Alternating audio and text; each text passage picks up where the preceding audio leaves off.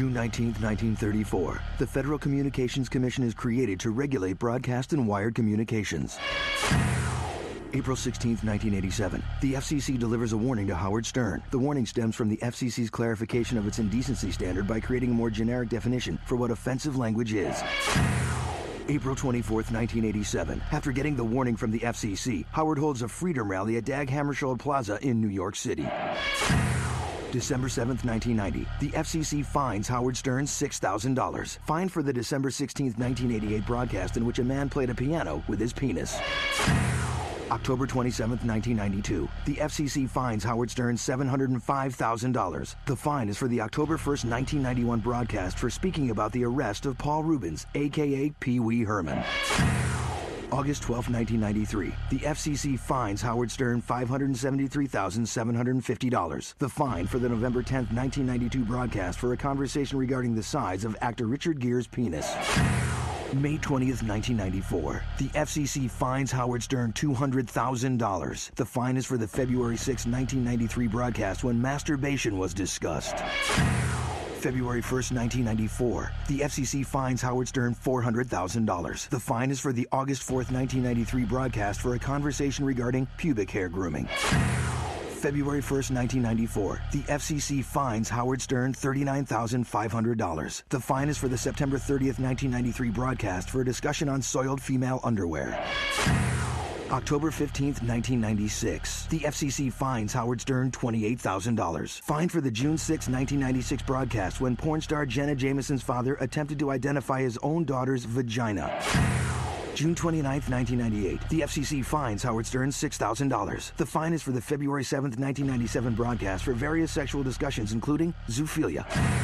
March 18, 2004, the FCC fines Howard Stern $27,500. The fine is for the broadcast on June 26, 2001 for discussing several sexual activities, including scatological humor.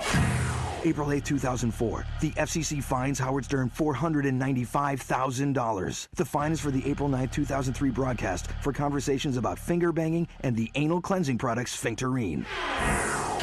And now, the April 16th, 1987 FCC Freedom Rally. They'll scream and they'll yell, but they won't push and they won't shove.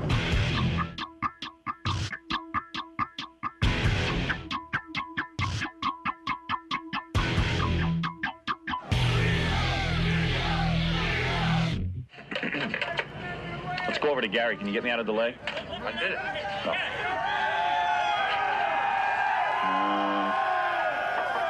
Hold on, Gary. Yeah, Howard, I think the crowd's at least tripled since I last spoke to you. Well, what does that mean? That means there's at least a few hundred, maybe 300, 400, 500 people here. Yeah. There's a crew here from MTV shooting right now. MTV? And they're chanting. And this isn't, the people that you hear chanting now isn't even a fraction of what's going to be here. Yeah. And, well, it's got to be a big showing or else we're going to be really... How's the weather? The weather's fine. The weather's fine. And there's some more signs up that are pretty cool. Like what? Defend your right to be offended.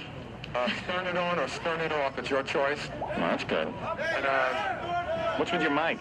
nothing. Why, is there a problem? Sounds like it's cutting out. Should be no problem. I'm hearing you in my headphones like a radio on. Well, I don't know what that is. You sound like you're clicking in and clicking out. Yeah, like the background noise keeps disappearing. Okay, we'll have to check into that. Now it's on. Okay, now they turned on the other mics. Oh, what a weird station this is.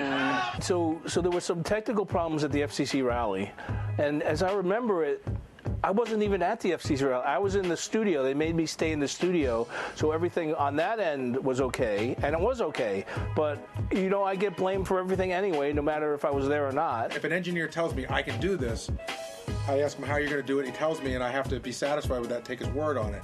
That was an interesting one because I remember that I think we did it through phone lines. I think that's how we were feeding the signal back.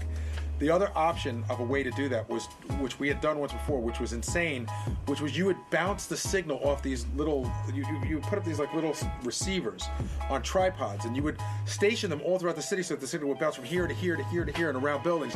It was insane, and it never worked correctly. So we knew we had to do something. and we needed to put phone lines in. I was so pissed off that they wouldn't let me go to the rally that I had to stay in the studio. It was like, you have to stay in the studio. You have to make sure everything is fine on that end. I won't say who I'm trying to imitate, but that was the deal I was really pissed off about. Whoa, this is going to be something. I can't wait to get down there. Me neither. Can I make one more observation? Yeah. There are many like hippie chicks here to be had. You know what I'm saying? Really? Yeah, there's like chicks here, like, you know, at all rallies. Let's say women. Yeah, hippie women. Hey, a lot of freaky hair. Yeah, you know, they're wearing those you know, those weird headbands and flowers in their hair and those cut-off denim jackets and lots of headbands. We better make up the itinerary here. We're going to have I think we have a few speeches, get into some tunes that Richie Havens kick off it. Richie Havens kicks it off with Freedom. Yeah. We got to get into our prison outfits. Wasn't a hippie feel, but like I think there was some joking that it was going to be our Woodstock, and I think we were goofing around when we did that stuff. Yeah, we were definitely going for a Woodstock vibe. Don't forget, this is what, 1986, right? So it wasn't even 20 years after Woodstock. It was probably, you know, not that long after. And we were definitely going for the Woodstock feel, you know, the folk songs and, you know, the whole hippie mentality. And I was actually going back and watching this footage because I knew you'd be interviewing me. And it was beautiful. I mean, there were a lot of people there that day. And they showed a lot of support. People were genuinely outraged. When the first FCC fines came out, no one could believe it because it really hadn't really been done before. People weren't fined. The government has always presented itself as a laissez-faire or freedom of speech government, that people can say what they want. And suddenly now they were using the guise of protecting children. I can't believe I just made quotes. Anyway, they were using the guise of protecting children to perform censorship, and they found their loophole.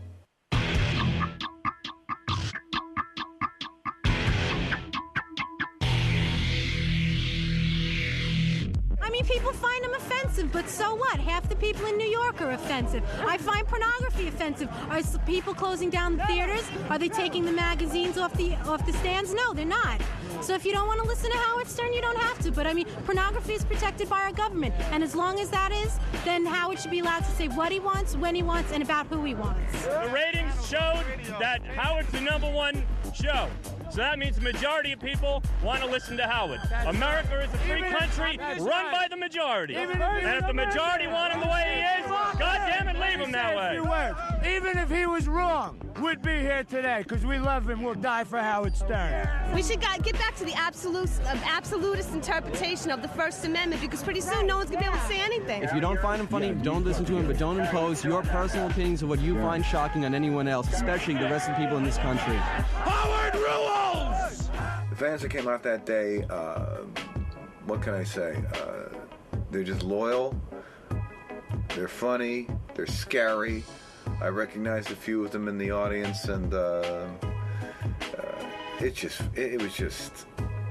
nutty. I just thought about like all these people who, you know, for the most part have our sensibility of humor and all that, actually coming together and trying to have what should have been like a very serious rally, and probably was far from that. But, you know, the intention was there. Everybody had a good heart that day, and, you know, we appreciated the support that they had. I'm one of those people who's always shocked when people show up for something because, you know, when I wrote a book, 25,000 people would show up for a book signing. I was so gratified and so grateful that somebody would care that I'd sit there and sign every book. And people say, well, how could you sign 25,000 books? I said, because if somebody cared enough to come down to meet me, how could I turn them away? They're fans. They're the reason I exist. So I have a tremendous sense of loyalty to the audience, but also I think a neurotic compulsion to do an event and make sure that people are with me. I like knowing people are with me. Where's Entertainment Tonight? I thought they were going to be there. They're on their way, I'm sure. Almost everybody called over the last 3 days that, you know, ABC Network is going to cover it. Yeah. Entertainment Tonight, MTV is here. I'm sure all the locals are going to cover it. Yeah, it's going to look lame if we have 500 people. Everyone better be showing up. People, we're talking network television you could be on tonight. I thought there was going to be like 20,000 people here. They better be. Tony, maybe you better not stay at the Maybe station. they're all jammed up. They can't get there. Is the traffic bad? Where's Susan? Susan's coming in. She'll be there in about 5 minutes. She's here? She's outside. Oh, she's worthless. What's she doing here? She should be out monitoring the traffic. Well, those idiots from Shadow Traffic. When you need them. They're walking around our halls. Yeah. Hey, let me hear the crowd yell stuff. All right, get...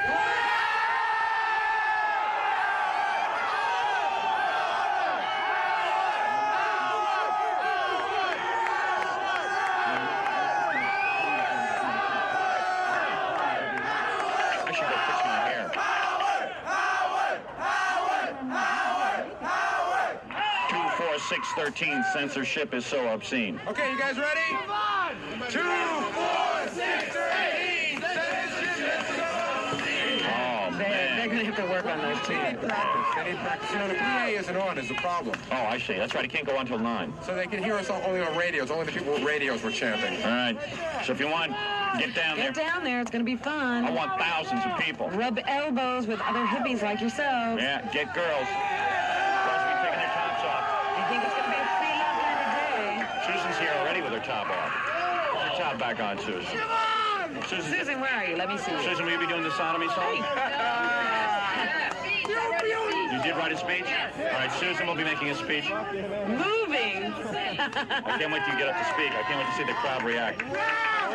Yeah. This is repulsive. The crowd wasn't paying any attention to me. I couldn't understand why. Siobhan's in the corner with a tank top T-shirt on, you know, and like she's flashing the audience. Oh, goodness. No. Yeah. Siobhan has been with us since the NBC days, so surely she was at our first funeral, our first rally. She's been with the show almost as long as there's been a show in New York. For a guy who, you know, had his penis whacked off, he's not that bad a dude. But for some reason, when Siobhan went to start lifting its shirt, because I'm still not sure what Siobhan is, started lifting his shirt, I was like, no! And thankfully, it didn't happen.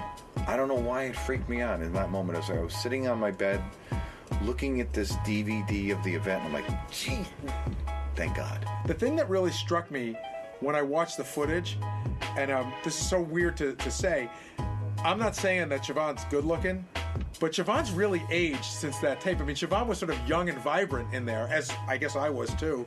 And Siobhan looks a lot older now. She's not aging well.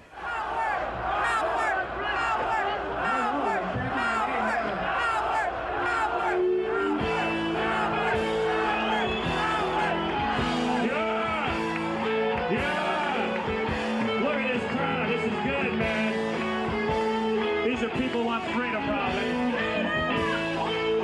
All right. Oh, man. Oh, this is good. Cake vomit. Cake vomit. Oh, this is excellent, man. Oh, this is excellent. I am speechless. We got some good signs here. A lot of Howard is God, man. That's good. Radio Free America.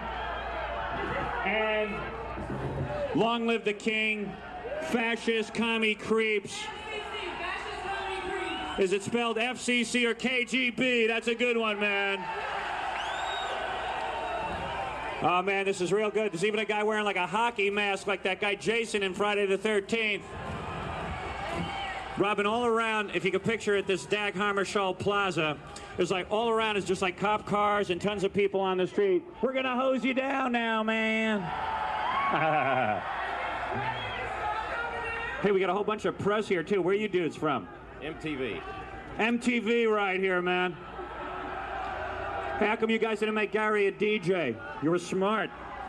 Man can barely speak English. What is this, sir? Move out just a little. Where are you from? Daily News. Daily News? I got to move out for the Daily News? Screw the Daily News. I think the fact that it was a huge media event really was a shock. I think it was really a big surprise. Might be, I don't know I'm not 100% certain on that. I won't commit to that. But it probably might have been one of the first very important things that ever happened around the show. The way Howard handled that media that day was the way he often handles the media. They're not in charge of him, he's in charge of them. And it was his gig, and if they wanted to get what they wanted, they were going to have to play it his way. So he was yanking him around a little. And part of it is fun to do that because, you know, you bring the audience into the whole sort of media circus, and part of it probably because he's pissed off at them, the way they wrote about him. All right, Robert, it's time to start the rally, really. What do you want to start with? All right, you got to start with a Should we start with a song? Should we do, maybe Phoebe should start off with Amazing Grace. Where's Phoebe Snow? Phoebe Snow is a great singer. She used to sing with Paul Simon. They had a big hit together. And she's just this phenomenal singer who I think would have had a bigger career if she looked like Britney Spears, or, you know, she just has this incredible voice. But when she'd go on MTV and do a video, she wasn't the typical model or the great-looking girl who could dance. She's just this phenomenally good singer. Phoebe! Phoebe Snow, everyone! Phoebe, do you know Amazing Grace? Amazing. Okay? All right, you guys, big bop it. Here's Phoebe. Good morning. Phoebe, sing just like you really mean it, man. Maybe we should all hold hands. We're all brothers here. Yeah, something hippie-ish like that. And the girls can take their tops off now. It's all right. Go ahead, Phoebe.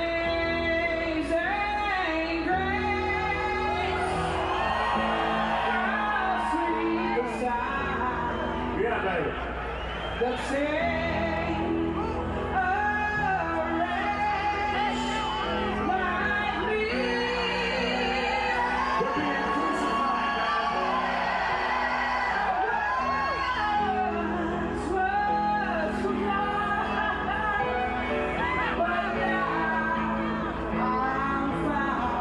It's Woodstock Jr.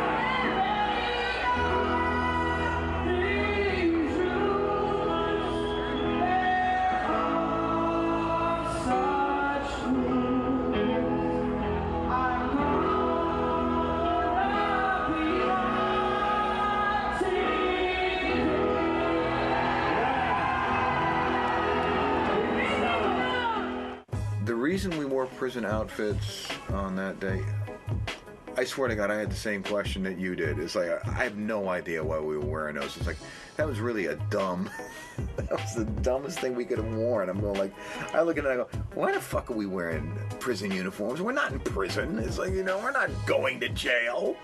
You know, maybe had we dressed up like, you know, Patrick Henry and George Washington and the people who, you know, wrote the Bill of Rights and the Constitution, that might have been more appropriate, even though it would have been very gay appearing. However, it might have been a situation where the general manager did not want to come up with money for finer costumes, so we probably went with the cheapest costume that they could find. All right, now, Speeches. the time for the speech. Should we start with Grandpa Lewis? The man who brings new meaning to freedom of speech. Well, Grandpa Lewis, to me, is one of the most important people in the history of television and the performing arts. He played Grandpa Munster on The Munsters, which I happen to think is one of the top 5 best television shows of all time. No bullshit. I just think the writing on that show and the whole theme of that show, the acting on that show, is just about as perfect as television gets. And he was also in a real old show that I kind of was aware of as a kid, was Car 54, Where Are You? But I'm kind of sketchy on that. So he's an important guy, and he was one of those guys who was always on my show, was always good, and great performer, and someone I admired. So having him there, for me, meant something, and I liked presenting him. And he was on the right side of the issue. He was passionate about free speech. He just was a little misguided. He didn't understand that. He thought we were fighting for the right to say fuck. All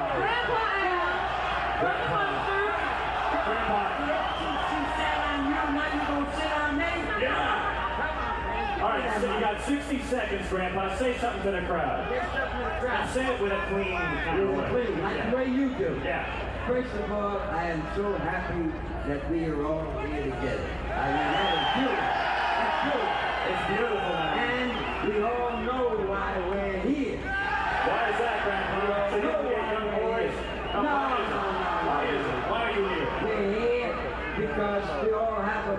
of being here.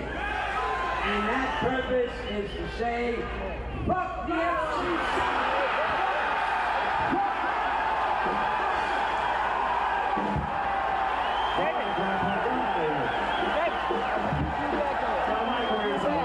When he let out those words, you know, fuck the FCC, I was like, you could see, it almost looked like I got shot. It was like, whoa, because, you know, you don't do that. This is exactly what we're going to get fined for and get screwed and get thrown off the air. But you can watch the tape. I go smiling along with the rest of the show. Grandpa gets up on the stage and just like, there's Grandpa. Everybody loves Grandpa. Grandpa from the Munsters. Everybody loves Grandpa. And he proceeded to say fuck 7 times. And believe me, I've watched this tape 1,000 times. And one of my proudest moments is when we got over to the Channel 9 show, we were looking for cool things to do on the show. And I watched the videotape of him yelling fuck the FCC. And I slow-moed it. And it looked exactly like the Zapruder film. If you go really slow and you watch it, when he says that first fuck, Howard's got this big smile, and all of a sudden, Howard looks like he's just seen someone shot, and he starts to reach for the gun, and it's slow, and then Robin goes in. And I think there's one point where Howard grabs Grandpa's microphone, but Grandpa grabs Robin's microphone, so he gets an extra 3 fucks in because he had 2 microphones. Oh, man.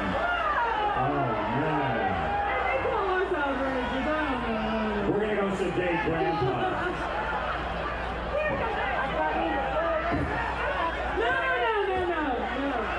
I was just like, I don't know what the consequences of this could possibly be. This guy blurted this out at a live event. We had no way of controlling him. I didn't put him up to it. And if the FCC is going to fine me for that, it's ridiculous. I mean, that happens at football games. It happens all the time. You hear the F word. Nothing came about as a consequence of that, actually. All right, now, let me introduce you to Fred Norris. Prisoner Fred Norris. Come on out. Don't get too close to him. He's afraid of large crowds. Jackie the Joke Man. Anybody got a drink? Do we look dangerous? Maybe it's time to hear from Lisa Sliwa, the Guardian Angels. Somebody who knows about freedom. Come on over here. Here's someone who knows about freedom. Here's the only woman who get Grandpa Lewis off the stage.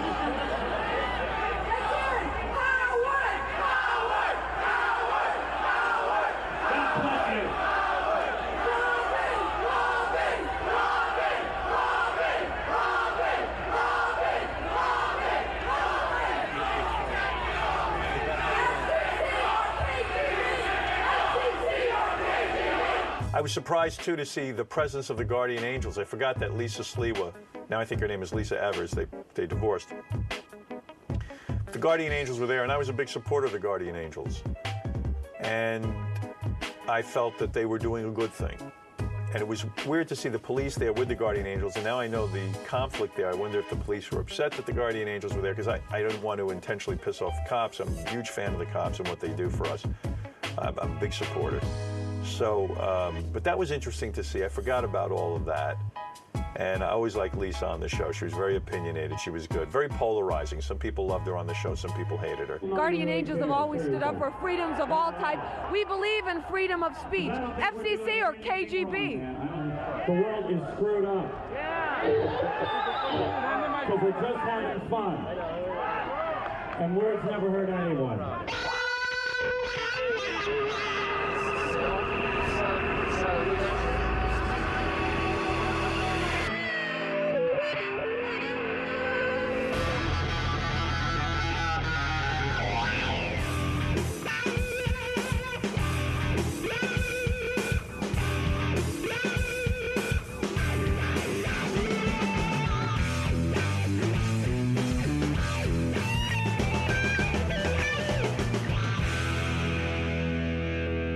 When Fred gets up and sings, it's great. I mean, Fred can actually sing, which is great. And Fred can actually play the guitar. And it was good to see the band Pig Vomit there. I like seeing them. They were great guys, great musicians. When one of the guys in Pig Vomit playing lead guitar was going up with Leslie West, they sounded good together. We were really playing. I think maybe we were just trying to kill time or something. It was just, but it was fun. It was just such a fun thing. And you know what sucks is, like, I was looking at the tape. I don't look anything like I did back then. this looks identical. This looks identical, and I think it's rather sad. So look at the guitar, don't look at me. Don't they sound good, Pink Vomit? I'm wondering when they're going to get a recording. Let's give a hand to Howard's live band, Pink Vomit. Come on! They came here in the same seat you did. What is Leslie talking about? I don't know what Leslie's talking about, but I'm into his free speech, man, so it's cool. He has a right. For those of you listening at home. Well, wait a minute, I want to say something about the station. Robin wants to say something. We've been fully supported by K-Rock, WXRK, and the Infinity Broadcasting Company. K-Rock, man, it's a good station. They believe in your right to the kind of entertainment you want to hear. And we ought to support them all day long. They believe in the right to party. You know what I was thinking? You know, while we're down here and we've got all these people, we should salute the weekend. We should bring in the weekend like a good zoo would. Want to salute the weekend? Yeah. How about if we chant death to the zoo? Death to the zoo! Death to the zoo! Death to the zoo! Death to the zoo! Death to the zoo! Death to the zoo! Death to the zoo! All right. Man, I'm a chanting animal, man. I just love to chant. Good to chant. Robin, our general manager, Tom Chiasano, was supporting us all the way, man. Say a few words. All right. This is going to be very moving.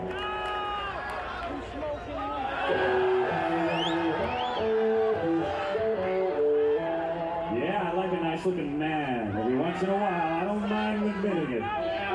We did what? You should see him in a nice pair of bikini underwear. Yeah. Tom, go ahead and say something serious, man. Well, we just want to support the funniest radio. Thank you, Tom. Oh, go ahead, Tom. Where's my Don't let me inhibit you.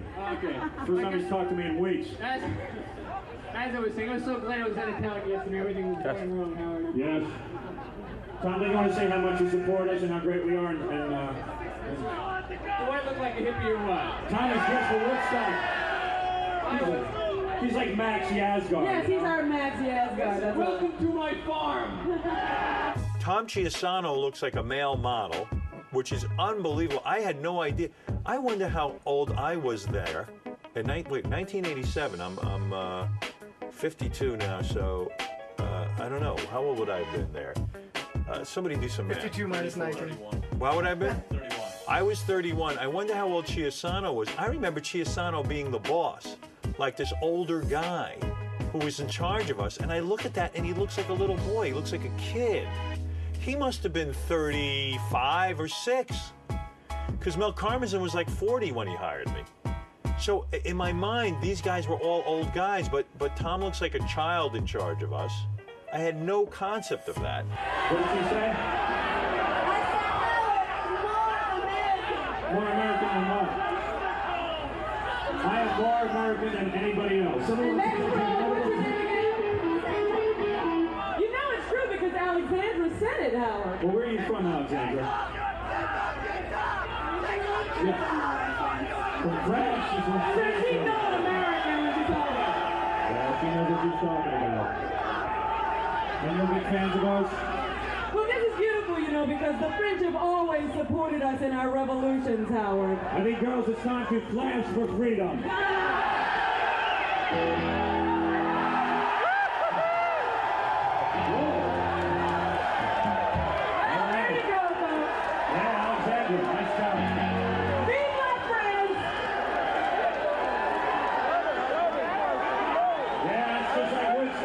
When the rally ended, I wasn't sure we accomplished anything, and then, you know, of course, I went back to the station, and somebody was nice enough to rip the Associated Press feed off right away that had come out, and the story wasn't that Howard had a rally. The story was Howard had a rally, and Grandpa Al Lewis yelled "fuck" 7 times. That became the story, and it looked as if we had done this to rub this in their face. We never got fined for that because it was an accident. I think the turnout meant nothing to the FCC, you know, and it's a shame. It should have, because it's like, you know, count the letters of the people who complained and count the heads of the people who showed up that day. and the ratio would have been like 1 to 6,000. I think what this rally accomplished was really pissing off the FCC. What we discovered after doing this for a few years was the more we fought, the more the forces against us aligned themselves to continue fighting us tooth and nail every step of the way. Well, I think the FCC rally accomplished a few things. Number one, it was good radio. It accomplished the Grandpa Al Lewis moment, which is legendary with us. On Crucified by the FCC, I feature that. It also enabled the audience to get together and hang out and just get to know each other. Some people in the audience were able to come down that day and meet each other. So there's this camaraderie. If anything, as a performer, it bolsters. As a performer, it gives me energy. People are behind me. It gives me a chance to see the fans. The fans are enthusiastic. When you're in a radio booth, you never see anyone. You don't know who the hell you're talking to. It puts a face on some of those people, and it's important for me as a performer to see that and know that the people are with me. There's so much apathy. Does anybody really care that the government's censoring us? Well, that day people cared. It was great.